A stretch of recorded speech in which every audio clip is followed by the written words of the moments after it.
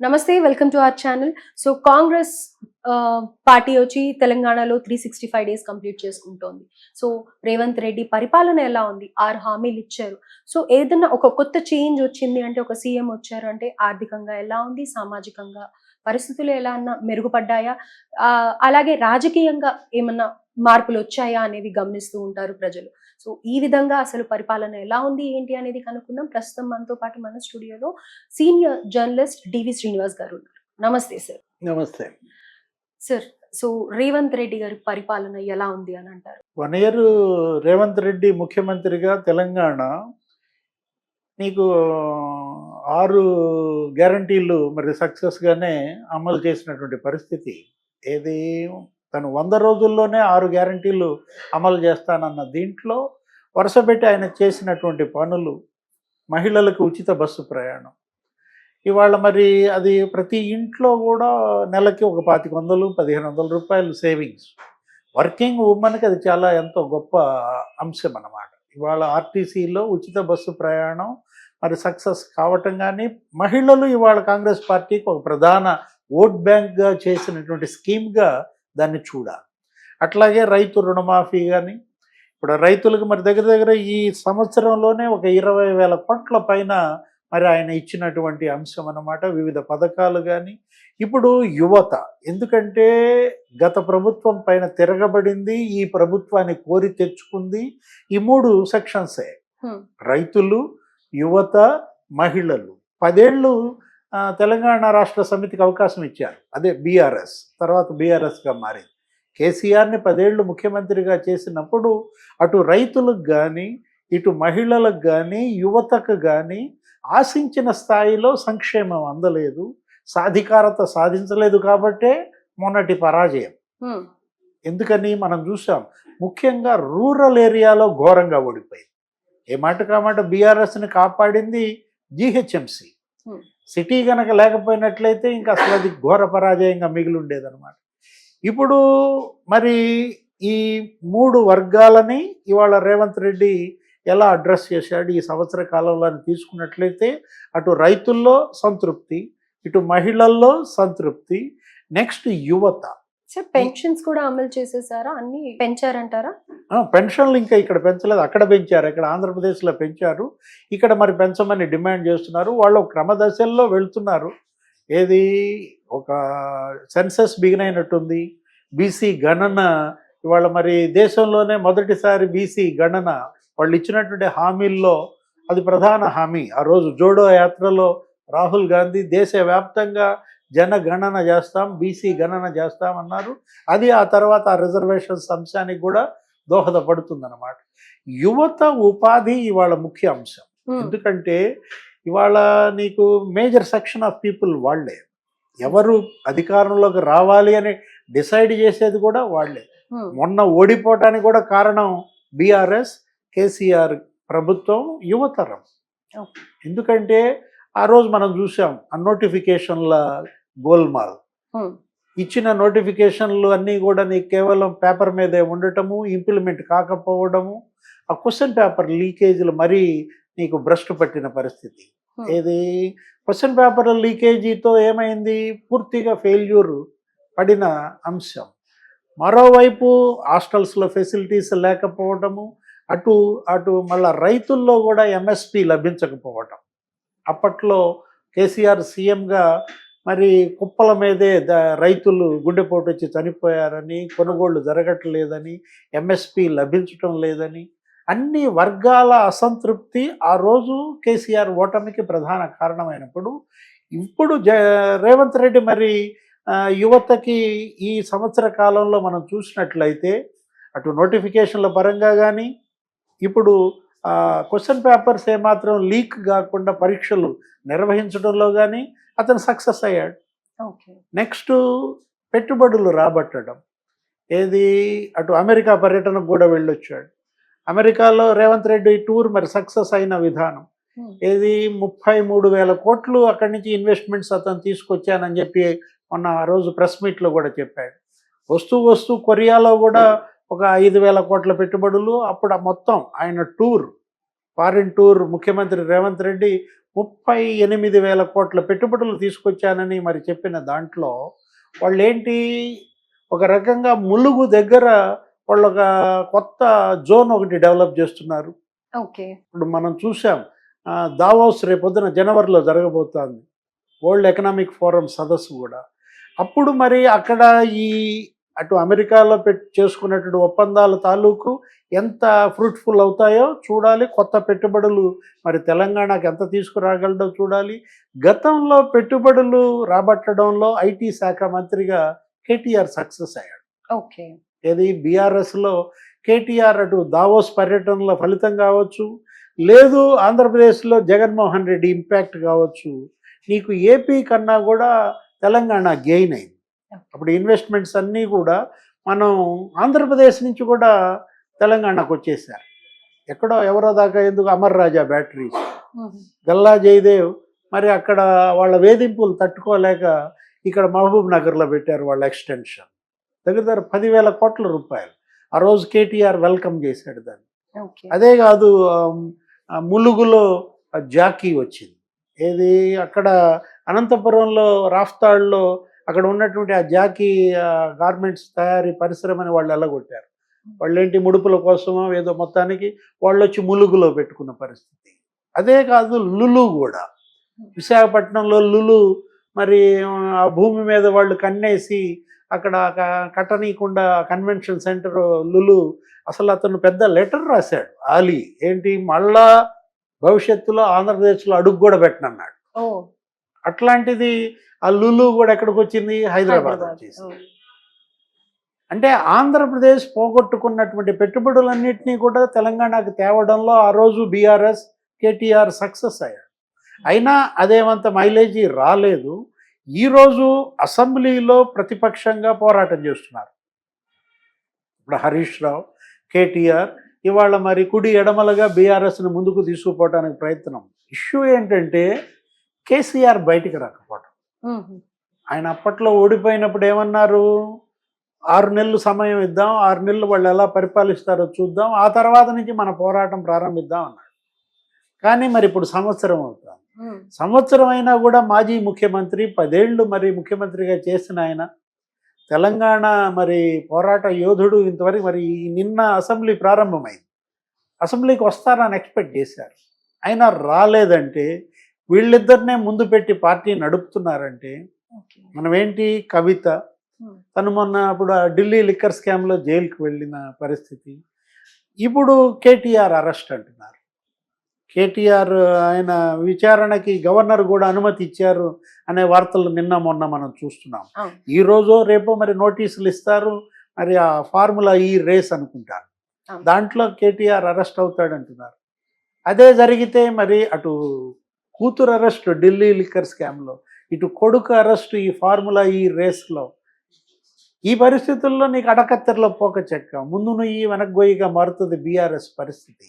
అంటే ప్రతిపక్షంగా ఇంకా చేయాల్సిన రీతిలో పోరాటం చేయకపోవడం, అసలు అధినాయకుడు బయటికి రాకపోవడం, ఇవాళ మరి అపోజిషన్లో బీఆర్ఎస్ ఫెయిల్యూర్స్ను స్పష్టంగా చేస్తాం. బీజేపీ ఏంటి, ఇక్కడ తెలంగాణలో మొన్న పార్లమెంట్ ఎన్నికల్లో అసలు బీఆర్ఎస్ని 3rd ప్లేస్కి పంపించారు. 2nd ప్లేస్లో బీజేపీ వచ్చేసింది. ఒక టైంలో తెలంగాణ 2 జాతీయ పార్టీలు చెరసగం పనిచేసుకుంటాయి, ఇక బీఆర్ఎస్ అంతర్ధానం అనుకున్నాం. పార్లమెంట్ ఎన్నికల్లో అదే జరిగింది. అసెంబ్లీ ఎన్నికల్లో నీకు 37% ఓట్లు వచ్చినటువంటి బీఆర్ఎస్ ఇక్కడ పార్లమెంట్కి వచ్చేసరికి 4 నెలల్లో 20% ఓట్లు కోల్పోయి 17% 3rd ప్లేస్కి పడిపోయిన పరిస్థితుల్లో బీజేపీ 8 ఎంపీ సీట్లు గెలిచింది. అప్పుడు కిషన్ రెడ్డి, బండి సంజయ్ వీళ్ళందరూ ఏమన్నారు, 8 ఎమ్మెల్యేలు గెలిచాం, 8 ఎంపీలు గెలిచాం, 80 ఎమ్మెల్యేలు గెలుస్తామన్నారు. 80 ఎమ్మెల్యేలు గెలిచే రీతిలో మరి ఈ సంవత్సర కాలంలో బీజేపీ పనిచేసిందా? ఇవాళ ఆ పరిస్థితి లేదు. ఇవాళ 2nd ప్లేస్లో బీఆర్ఎస్ఏ పోరాటం కనపడుతోంది, బీజేపీ 3rd ప్లేస్కి వెళ్ళిపోతుందన్న ముద్ర ప్రజల్లో పడుతున్న నేపథ్యంలో ఇప్పుడు ఇక్కడ పోటీ ఎవరు? అధికార పార్టీ కాంగ్రెస్కి కానీ, ముఖ్యమంత్రి రేవంత్ రెడ్డికి కానీ ధీటుగా ఎదుర్కోగలిగినాడు అపోజిషన్లో ఎవరున్నారు? అది వాళ్ళ ప్రశ్నార్థకం. ప్రజల్లో అటు బీఆర్ఎస్, కేసీఆర్ అసలు బయటికి రాకపోవటం, ఇటు పాపం సెకండ్ ప్లేస్ ఇచ్చినటువంటి బీజేపీ వెనకడుగు వేయటం, అవును. ఇది కలిసి వచ్చిన అంశం అయితే ఎవరికి? సార్, రేవంత్ ఇప్పుడు రెడ్డికి. మీరు చెప్పిన దాంట్లో చాలా మటుకు పాజిటివ్స్ ఉన్నాయి, కానీ ప్రజల నుంచే అసలు ఈ ప్రభుత్వం బాలేదు, సీఎం బాలేడు అని చెప్పి చాలా నెగటివిటీ ఉంది. ముఖ్యంగా హైడ్రా విషయంలో ఎవరైతే ఆ పరిసర ప్రాంతాల్లో ఉంటారో వాళ్ళ ఇల్లులు కూలగొట్టడం కానీ, ఆయన తీసుకునే డెసిషన్స్ అన్నీ కూడా బిలో ఏమంటారు మిడిల్ క్లాస్ కానీ, ఆ పవర్టీ లైన్కి దగ్గర ఉండే వాళ్ళు కానీ చాలా ఇబ్బందులు పడుతున్నారు. సో మరి అలాంటి వాళ్ళని ఇబ్బంది పెట్టినప్పుడు డెఫినెట్గా ఫర్దర్గా వీళ్ళు కంటిన్యూ అవుతారన్న హోప్స్ అయితే ఉండవు కదా సార్. అంటే అదే మనం అనుకున్నది. ఏది మిశ్రమ స్పందన. ఇవాళ హైడ్రా, మొదట హైడ్రా సక్సెస్. హైడ్రాను హైకోర్టు కూడా ప్రశంసించింది. ఎప్పుడు కుబేరుల ఫామ్ హౌస్లు కొట్టినప్పుడు, సంపన్నులకు సంబంధించి చెరువులు ఆక్రమించిన వాటిని మరి మొత్తం అంత ఫామ్ హౌస్లు వరుసపెట్టి నీకు అటు పల్లంరాజు తమ్ముడిది పగలగొట్టారు, ఇటు నాగార్జున అన్కన్వెన్షన్ ఏదో ఇది చేశారు. ఇలాంటి దీంట్లో ఒకటి ప్రజల్లో కూడా హీరో వర్షిప్ వచ్చింది. అవును. ఎప్పుడైతే మీరన్నది ఆ సరూర్ నగర్ దగ్గర, అన్నారం దగ్గర, లేకపోతే ఈ మూసీ పరివాహ ప్రాంతంలో ఈ Nagole, common man, Amberpet common man ని ఇప్పుడు హర్ట్ ఎక్కడైతే చేసినప్పుడు నీకు ఎక్కువ. పేదలు వీళ్ళ ఇళ్ళు కూలగొట్టడం జరిగిందో వెంటనే హైకోర్టు కూడా ఫైర్ అయింది. ఉమ్, గతంలో అదే హైకోర్టు హైడ్రాని పొగిడినది. అలాంటిది హైకోర్టే మరి ఏ విధంగా హైడ్రాకి అక్షంతలు వేసిందో మనం చూసాం. ఏంటి, అసలు నిన్న సాయంత్రం నోటీస్ ఇచ్చి వాళ్ళ మార్నింగ్ నువ్వు ఎలా కూలగొడతావని అడిగింది. అవును. ఇలాంటి పరిస్థితుల్లో వాళ్ళు టేకప్ చేసింది లక్ష్యం గొప్పదే కావచ్చు, దాని అమలు తీరు ఇవాళ ప్రజల్లో ప్రశ్నార్థకంగా మారుతున్నప్పుడు, విమర్శల పాత్రమైనప్పుడు సరి చేసుకోవాల్సిన అంశం ఉందన్నమాట. వాళ్ళు ఏం చేశారు, లండన్ థేమ్స్ నది ఒడ్డునుంది, లండన్ టైపులో దీన్ని ఇక్కడ తయారు చేయాలన్నట్టుగా అప్పట్లో అసదుద్దీన్ ఓవైసీ కూడా అక్కడ ఉన్నాడు. ఎక్కడ, బ్రిటన్ పర్యటనలో రేవంత్ రెడ్డితో పాటు వాళ్ళు ఆ మూసీ పరివాహ ప్రాంతాన్ని ఏదో డెవలప్ చేయటం కోసం సుందరీకరణలో భాగంగా కొన్ని కూలగొడుతున్నామనో ఏదో అనుకుంటే, ప్రత్యామ్నాయం చూపించకుండా ఇళ్ళు కూల్చివేత ఇవాళ ఈ విమర్శలు. ముందు వాళ్ళను ఒప్పించాలా, వాళ్ళకి ప్రత్యామ్నాయం చూపించాలా, వాళ్ళకి అన్ని విధాల ప్రభుత్వపరమైనటువంటి ఆర్థిక సాయం అందించి వాళ్ళ కన్సెంట్తో మీరు కూల్చివేతలు చేపట్టాలే తప్ప ఇలాంటివన్నీ కూడా జరుగుతుంటాయి. ఇంకా సుదీర్ఘ కాలం ఉంది, ఇప్పటికి 5 సంవత్సరం మాత్రమే, మరో 4 ఏళ్ళు ఉంది. ఈ 4 ఏళ్లలో ఈ తప్పులు అంటే ఈ దిద్దుకోవడం 4 ఏళ్ళు వీళ్ళు కొనసాగుతారా అన్న ప్రశ్న ప్రతి ఒక్కరిలో తలెత్తుతోంది. ఇబ్బంది ఏముంది. ఎందుకంటే ఇవాళ పార్టీ హైకమాండ్ మరి పూర్తి ఫ్రీడమ్ ఇచ్చింది. నెక్స్ట్ అసలు ఒక ఎన్నడూ గతంలో చూడనిది గొప్ప ఐక్యత కనపడుతుంది. ఓకే. కాంగ్రెస్ పార్టీలో ఎప్పుడూ ఐక్యత ఉండదు. కాంగ్రెస్ పార్టీలో కిస్సా కుర్సీకా, అంటే కుర్చీలాట నడుస్తుంది. ముఖ్యమంత్రి పదవి మాకు కావాలంటే మాకు కావాలని, ఎవరు సీఎం కుర్చీలో ఉంటే వాళ్ళని తోసేసి కూర్చోవాలని చూస్తారు. అట్లాంటిది వాళ్ళ రేవంత్ రెడ్డి పార్టీలో మరి అందరి ఏకాభిప్రాయం తెచ్చుకోగలిగాడు. ఇప్పుడు బట్టి విక్రమార్క డిప్యూటీ సీఎంగా, ఉత్తమ్ కుమార్ రెడ్డి, కోమటిరెడ్డి వెంకటరెడ్డి అందరూ కూడా ఒక ఉమ్మడి అజెండాతో వెళ్తున్నారు. అంటే ఇక్కడ పార్టీలు మారుతూ వచ్చిన రేవంత్ రెడ్డి తన గురువు బాటలోనే నడుస్తున్నాడు, గురువు చెప్పిన వాక్యాలే పాటిస్తున్నాడు అని అనేసి అంటున్నారు తప్ప, కాంగ్రెస్ పార్టీ తీర్థం పుచ్చుకున్నా కానీ ఇంకా అది అలవర్చుకోవట్లేదు, వంట పట్టించుకోవట్లేదు అని అనేసి పార్టీలో వాళ్ళే చెప్తున్నారు. దానికి మీరేమంటారు? అంటే కవిత కూడా అన్నది నిన్న అదే మాట, గురువుకు పట్టిన గతే పట్టుద్దనో ఏదో అన్నట్టున్నారు. ఇవాళ ఇక్కడ గురువు అంటే ఆ గురువు ఎవరికి గురువు కాదు.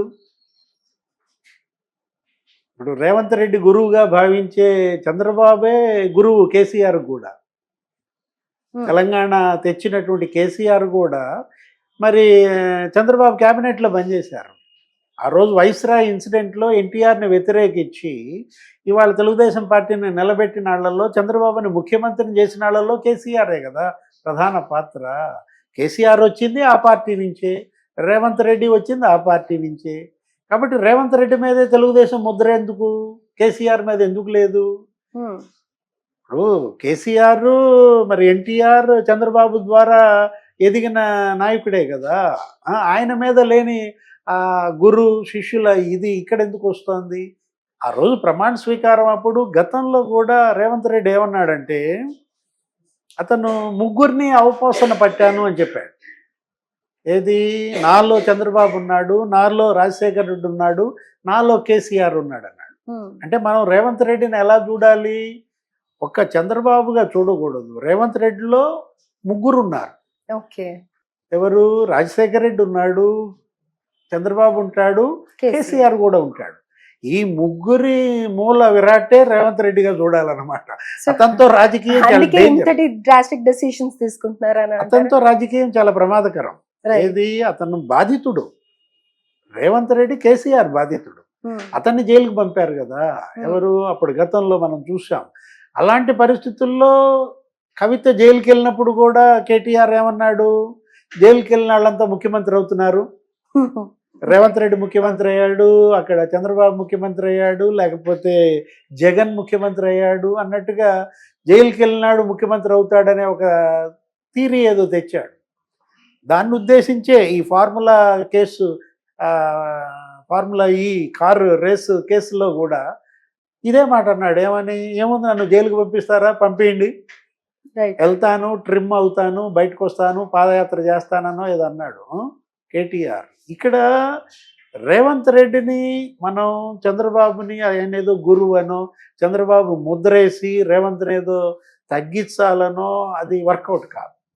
ఎందుకంటే ఇవాళ చంద్రబాబు ముద్ర నుంచి ఎప్పుడో బయటకు వెళ్ళిపోయాడు రేవంత్ రెడ్డి. ఇవాళ రేవంత్ రెడ్డి కాంగ్రెస్ పార్టీ ముఖ్యమంత్రిగా, ప్రత్యేకించి కాంగ్రెస్ హైకమాండ్కి మరి నమ్మకస్తుడైనటువంటి నాయకుడిగా అటు రాహుల్ గాంధీ, ప్రియాంక ఎవరికి ఇవ్వని ప్రయారిటీ రేవంత్ రెడ్డికి ఇస్తున్న నేపథ్యంలో, అలాగే స్టేట్ పిసిసిలో కూడా గతంలో ఏది, ఈ 100 ఏళ్ల చరిత్ర ఉన్నటువంటి కాంగ్రెస్ చరిత్రలో కని విని ఎరుగని ఐక్యత. ఉత్తమ్ కుమార్ రెడ్డి రేవంత్ని పొగట్టం, కోమటిరెడ్డి వెంకటరెడ్డి రేవంత్ని పొగట్టం, భట్టి విక్రమార్క రేవంత్ కలిసి నడవటం. అంటే ఏంటి? ఇంకా అతనికి డోకా లేదు. ఏది, 4 ఏళ్ళు నల్లేరు మీద నడకే. ఈ 4 ఏళ్లలో ప్రజామోదం ఎంత తెచ్చుకోగలడు? ఇప్పుడు ఈ 1 సంవత్సరంలో చేసినటువంటి తప్పులు దిద్దుకోవటం, అతను చేసినటువంటి మేళ్లని మరింత గట్టిగా ప్రజలకి అందించటం, దానిపైన రేవంత్ రెడ్డి యొక్క